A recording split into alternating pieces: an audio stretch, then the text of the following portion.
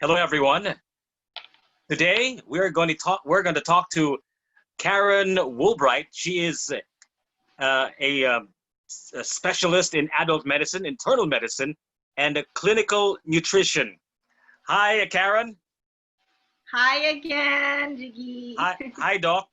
Hi, Karen. Uh, Who are you do, talking? do you ever get comfortable? Have you gotten comfortable with the doc uh, title? I don't know, it doesn't bother me if people don't call me Doc, so I don't really mind. Yeah, because some people, want to be referred to as doc. In fact, some non-doctors also want to be referred to as doc. Strangely enough, right? Uh, Karen, uh, the reason why I wanted to talk to you tonight is that I was getting kind of worried that the conversation for COVID-19 is always about the protocols of social distancing, washing your hands frequently, wearing masks. We're in lockdown mode again. We have been on lockdown mode on ECQ now, downgraded from GCQ, and all that stuff. I'm kind of worried that lost in this is the fact that there's actually you can do to also decrease your chance of catching the virus or a virus for that matter, and that is boosting your immunity. Now, am I correct in worrying that the conversation has been strictly on those protocols and none for boosting your immunity or improving your chances of either not catching the virus or having less serious symptoms when you do catch it? Am I correct in worrying? Karen, go ahead. Actually, you're right on, no? That's really something we should talk about because sometimes we're so scared about just catching the virus that we're thinking that's all we need to protect ourselves. But our bodies are defend us from these viruses. But I just want to say first before I start that there is no specific pill that you can buy or that you can take for immunity. Immunity means really that you have a healthy body, and that takes lifestyle, that takes daily in and out proper lifestyle. So that's why, although the pillars for preventing the infection itself would be what is being broadcasted every day, everywhere, the hand washing, the mask, and the social distancing, we still do need to go back to ourselves and find ways to make sure that whenever we do get this virus, sometimes it might be inevitable considering that more and more people are infected, there's more exposure now. We have to be ready. Our bodies have to be ready. So that phrase, boosting immunity, I know that is kind of a complicated phrase, right? Maybe you can unpack that for us just a little bit before we get to your recommendations. What does that mean exactly when people say boosting your immunity, or I want to boost your immunity? What does that really mean? Actually, I was um, sorry, not I was. We were discussing a while ago Yeah. how there is really no chapter in medical books that says chapter 15, boosting your immunity. There is a chapter on immunity, and it doesn't specify there how to boost or not. It's either it's present immunity, your immune system is present and active, or it's not working. So if it's working, then there are normal body processes. If you get an infection by a bacteria, a virus, a fungus, or even your own cancer cells or your own body where you have an autoimmune disease. So Mhm. it's just present or absent. But the problem is now with our society, with our lifestyles now, everything is so convenient, and it all depends on what is the trend. So people tend to go to what is trendy rather than what is healthy. And so a lot of people now thinking have a lot of vitamin supplements, think that they have their immunity is intact, not boosted, right? Intact. So if their immunity is intact because I'm taking vitamins, even if I drink this kind of unhealthy beverage or eat this unhealthy food every single day, I'm okay. I'm taking vitamins, but it's it's not enough. Just because you take something supplements every day and you don't have the proper diet, the proper exercise, the proper stress relief, it may not be enough.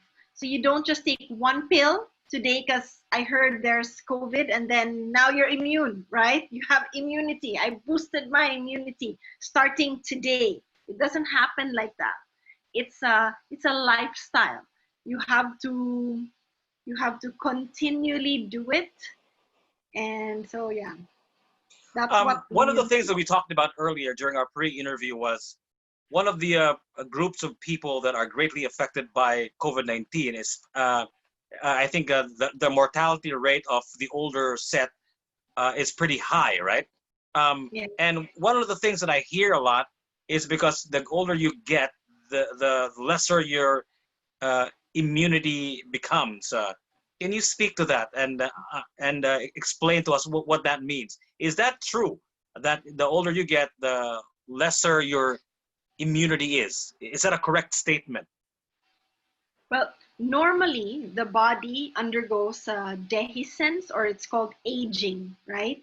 So there are specific things that you lose as you age, but it really depends a lot also on what diseases you acquire as you age. So as you age, because you're exposed for decades to multiple toxins and multiple wrong habits, lack of exercise, then of course, by the time you get to above 60s, you will have all the effects of that lifestyle that you acquired. Okay. So, although we do have that cutoff, it's like 60-year-old. It doesn't happen like that. Some 60-year-olds are healthier than other 30-year-olds. It really depends on how you take care of your body. So if you have this 80-year-old who's active, alert, working hard, can lift um, heavy objects, can do a marathon, and you compare them to a diabetic 30-year-old, of course, that 80-year-old would be considered more healthier and would have more, let's say, immunity, right? So would be able to fight whatever diseases they have. So it really is not black and white. It really all depends on your genetics, your lifestyle. And so, yes, as you grow older, you do have more risk, but it also depends on how you took care of your body before that age arrived.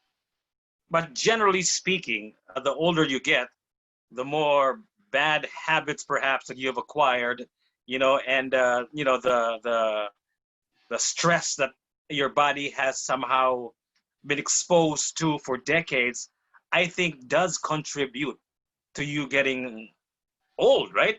And of Yes, course, yes, uh, you become more susceptible to yes. diseases. Let's just say, for example, you've been doing everything right. You've been Mm-mm. eating right. You've been exercising every day.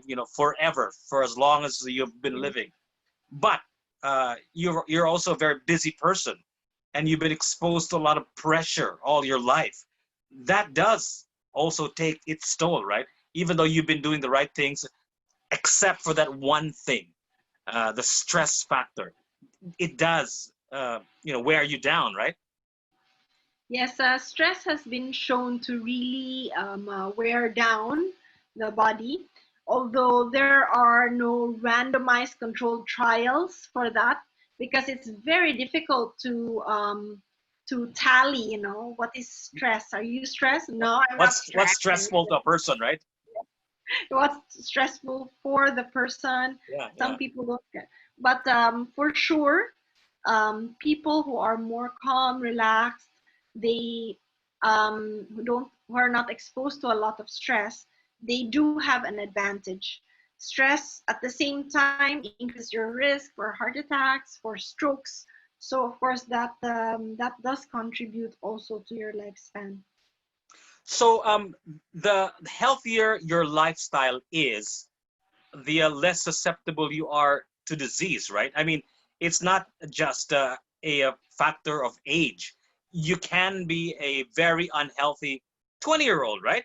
You know, Yes, you could be eating the wrong things for the last 20 years. You could be not sleeping right for the last 20 years. So you, a 20-year-old who's been doing all the wrong things health-wise, could probably be as susceptible as an 80-year-old, right? Is that a correct yes. statement? Exactly. And that's why, although they said that COVID affects the elderly, you can still see a lot of people who are younger and who died from COVID. And most of these people, they already have diabetes, hypertension, kidney disease. And so if you're young but have these susceptibilities, you will still get affected by COVID. And what if you're young and you think you're young and you're an undiagnosed diabetic? You don't know. So that's why you still have to be careful. One of the things that I said a few months ago, Karen, was this, and I feel stupid perhaps for saying this, but I'm going to tell you what I said to Okay. myself and to my friends. I said, if I see a super athlete, an active super athlete who's playing professional sports and got positive and gets really badly sick or worst case dies, then we'll get worried. Um, why is that a correct statement, Karen? That if if you're active, your lifestyle is active, and you've been eating the right things, and you have professionals around you who've been teaching you how to exercise correctly and do all the right things health wise, like a professional athlete should, are they less susceptible to the coronavirus or any virus for that matter? So the thing is, immunity is the response of the body to an invasion, an infection. It Okay. already came inside, right? Okay. Hmm. But it is not a bubble that Okay. stops you from acquiring it. Hmm. So you will still probably get infected, Hmm. right? But Yeah. you could mount a response. But Hmm. see, there's another factor, Jiggy, that could also, if in case you have this athlete and you're thinking, why did he die? Why Yeah. did this person die when he's so healthy?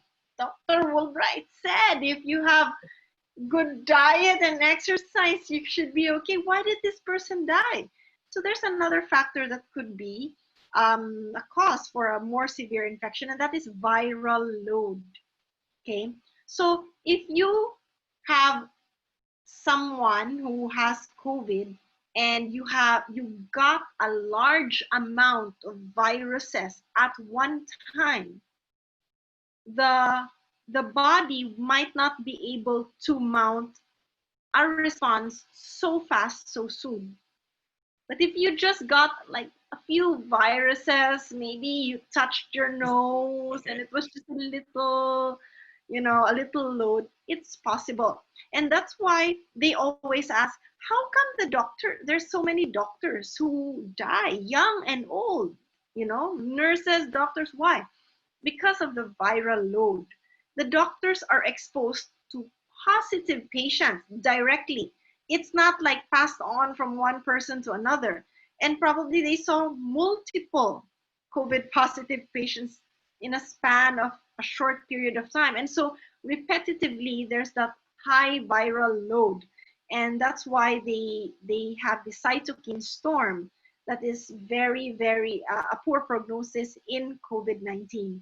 So people just because you're healthy doesn't mean you will be protected. And that's why, although I do suggest to really um, have a good lifestyle, to improve your immunity, to maintain your immunity, it's not 100% protective. And the pillar would still be mask, social distance, and washing your hands. Because those three pillars, they decrease your viral load. By putting a mask on, if you have somebody there who, even if you're healthy, then you decrease the risk of getting an infection. Um, I haven't seen a single active athlete, professional athlete that has succumbed to the coronavirus. The most that they have is they just get a positive result, but they don't really get that sick. The number one tennis player in the world uh, just recently got tested positive for coronavirus, and I think he was also asymptomatic, if I'm not mistaken. Yeah. So these super athletes that are playing professionally actively uh, don't really get as sick as the regular Joes. Um, why is that? And can we get that same sort of superpower skill like a super athlete and not get as sick as everybody else? So to be a super athlete, for sure, you will be exercising every day. Yeah, And to be efficient, you will probably have a very good diet. I'm yeah, sure these people, they have dietitians, nutritionists that an manage their army. intake. Yes. So see, that is a good example that eating properly and exercising really um, maintains your immunity, and thus your body is able to fight whatever infections you can acquire, whether it's coronavirus or not. So, which brings us to your recommendations. I want to be a super athlete. I want to, I want to get the same amount of exercise, the same amount of skills in picking the right food at the right time, and I want to sleep the right amount as well to be ready for war tomorrow, because it's a war zone out there. Karen. When I hear Yes. somebody cough, it's like an explosion. You know what I mean? Oh, what was that? I mean, somebody once told me that it's less embarrassing to fart these days. It's worse to cough. It's okay if you fart in the middle of the mall, that's fine. But if you cough, everybody will be looking at you. So how do I get, or at least uh, replicate a super athlete's lifestyle so I won't get as sick, or if not catch the virus at all? So first What step, is your Jiggy, recommendations? first step for everyone, this is for everyone. Okay, You not just for have super to athletes. start, not just for super athletes, not Okay, just if there is COVID or not, but okay. for everyone to just start now. Mm-hmm. Like you have to start now, because a lifestyle means you do it day in, day out. Mm-hmm. It doesn't happen, you know, just now because there's COVID for a week and then you give it up. No, it has to be a lifestyle. It's very important that you eat a balanced, healthy diet full of fresh fruits and vegetables, including protein sources and fiber, if these things are not against your medical condition, because right now we have a lot of sick people, so it doesn't it's not a decahon, it's not for everyone, but definitely it must be healthy foods, and you must not have more than what you need or less than what you need. At the same time, exercise should be part of your regular routine. And last is your stress levels. So you have to sleep well, you have to reconcile, you have to stay calm, you have to socialize. We're social beings. So that's part of how you should live your life. And That's something that everybody knows. You ask, how do you be healthy? They can tell you. But what's difficult is implementation. You understand? It's like Yeah. tomorrow. I'll just do it tomorrow. And 1 week after, junk food again, you'll be like, I promise today I'll do it. Isn't a lockdown counterproductive, Karen? Because you just said all those things, right? Number one, it's difficult to exercise when you're in lockdown. Number two, I noticed the ayudas, the food that they gave were just sardines and noodles and rice. And number three, it's difficult to socialize, and it's very stressful Yes, to be insecure about tomorrow. It's very stressful to think about where you're gonna get your money for your food and all those bills. So aren't all these things that we are implementing counterproductive to what you just said? Because all of these things seems to be giving you the complete opposite of what you're supposed to do to not catch a virus. actually, Jiggy, you just said it all. That's so true.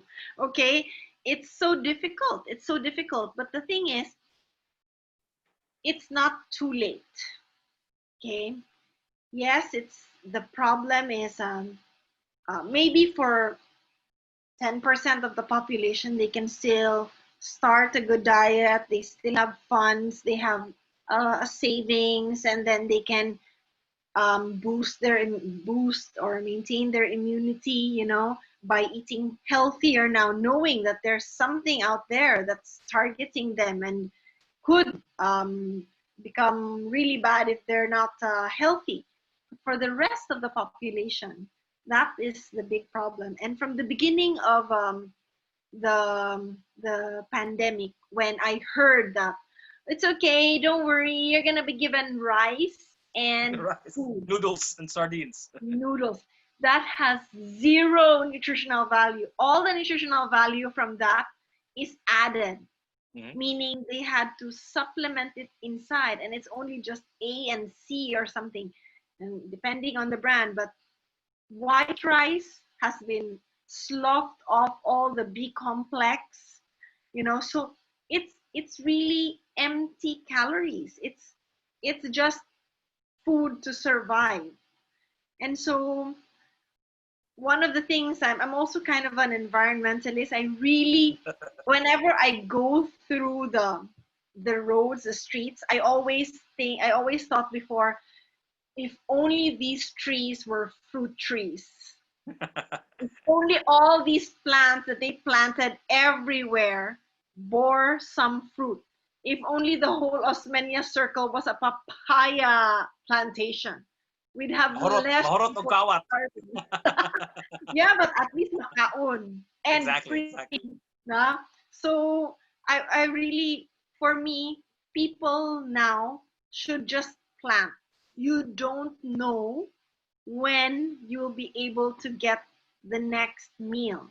And papayas are fast growing, spinach is fast growing. At least you can eat that with the sardines. But how about the other two things, Karen? The inability to Exercise. exercise and the stress levels that you have because of insecurity and because you can't hold people, you can't touch people, you can't hug people.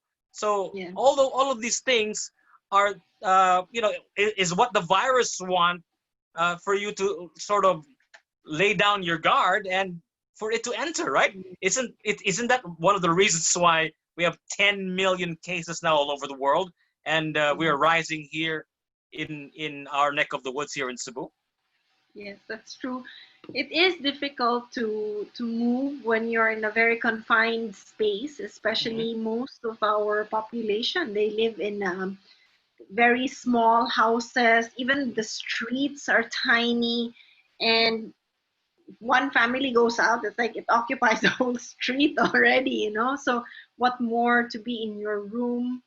So it is a challenge, but It I makes it don't worse, right? It makes it worse because you let them congregate in a think. small place. If it were normal times, they'd probably be out and about, working or doing something else. But instead, you are forcing them to be in a confined space, and then they transmit the virus to each other, and then the positive cases increase. Actually, it's keeping everyone in a household Mhm. does increase the possibility of infecting inside the household. Yeah. However, it's easier to trace. There's more Mhm. contact tracing, and so you don't miss anyone. And that's the Okay. reason why we stay home. Okay. But if we allow them to just go out and just say social distancing, it's very difficult to implement that. Even in your home, I'm sure, even if you have somebody who's sick at home, you'll be like, it's okay, I'm just here, Mm. Yeah. That's your family. I mean, I'm having a very difficult time with my mother. Mhm. Okay, she wants to go out to Ayala. I'm like, no, you can't.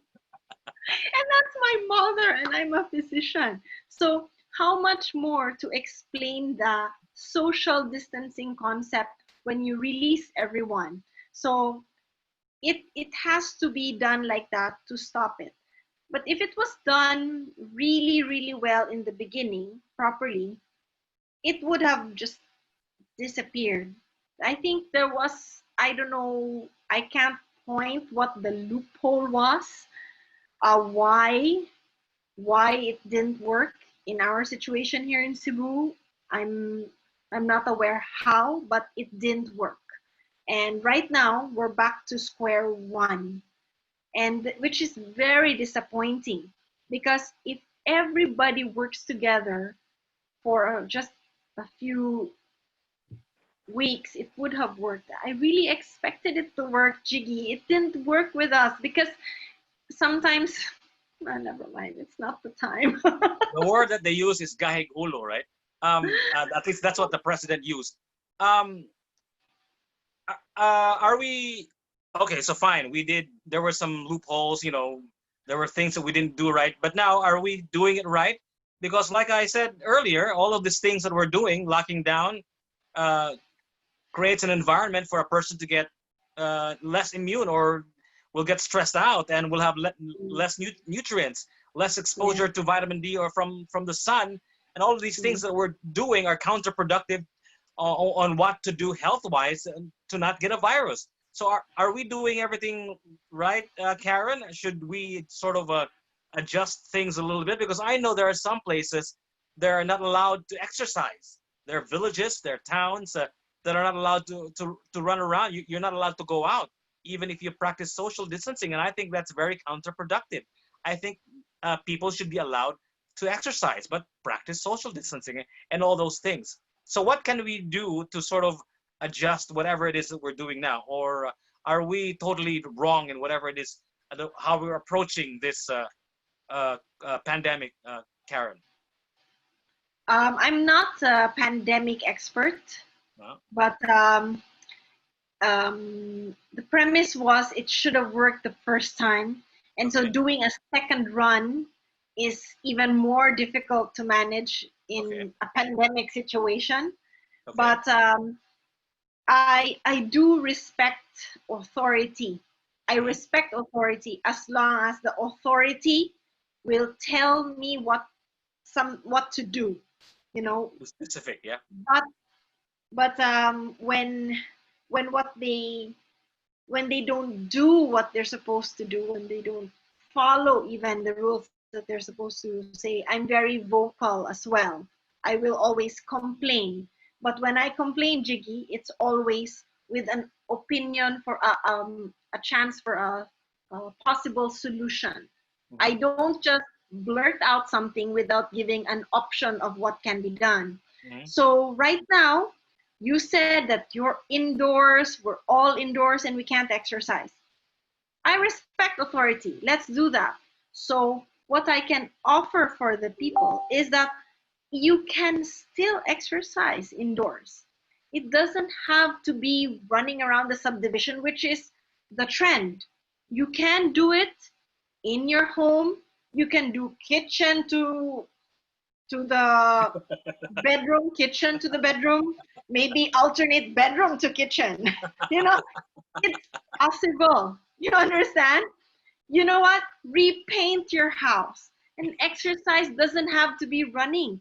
It could Okay. be something that's productive too. Mhm. You Okay. can clean your whole house. Cleaning is a form of exercise. Mhm. Why don't you wash your clothes instead of using the washing machine? It's movement. It doesn't have to be a treadmill. I can't exercise. I don't have my treadmill. No, you can do something. Rearrange your house. There you go. You sweat.